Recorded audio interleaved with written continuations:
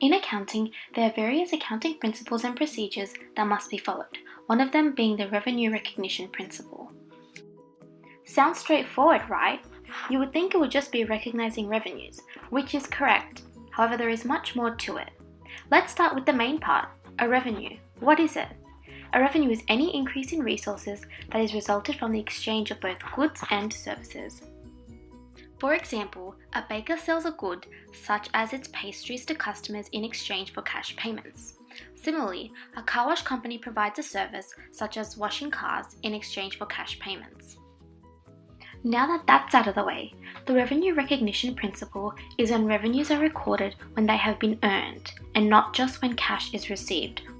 Before we go into this a little bit further, to make it easier to understand, there are two types of revenues that we need to know about. The first type of revenue is known as an accrued revenue, and this is where cash is received after a good or service has been provided. Now, the second type of revenue is known as a deferred revenue, and this is where cash is received before a good or service has been provided.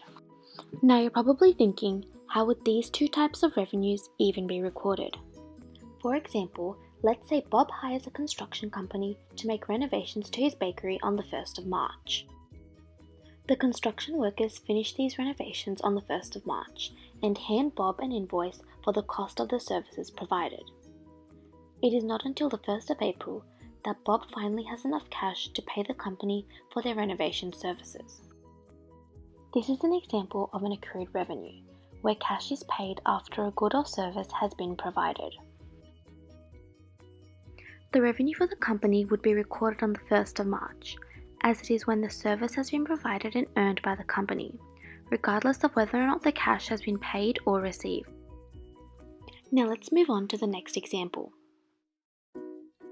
Jeff purchases sneakers on the 1st of September. However, since he wanted to customize his sneakers, he didn't receive the sneakers itself until the 1st of October. This is an example of a deferred revenue, wherein the cash is paid before the good or service has been provided.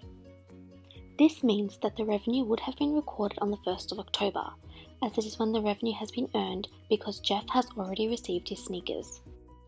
Although the revenue recognition principle focuses on recording revenues when earned, expenses are recorded when incurred under the matching principle. Both of these principles follow the accrual basis of accounting. The revenue recognition principle is applied on the comprehensive income statement, which recognizes the revenues and expenses that have been incurred by a firm.